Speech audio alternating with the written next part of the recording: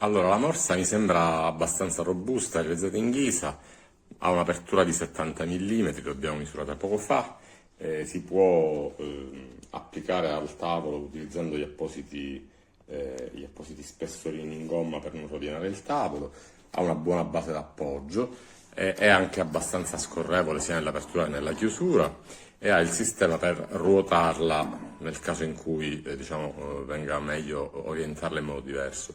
Questo è il sistema di bloccaggio, è molto preciso e la morsa è molto molto salda. C'è anche la sua piccola incudine nel caso in cui si volesse spianare qualche oggetto o per appoggiarsi per dare qualche martellata, chiaramente abbastanza leggera considerando le dimensioni della morsa. Io sono soddisfatto, dico, per il prezzo di acquisto direi che va benissimo.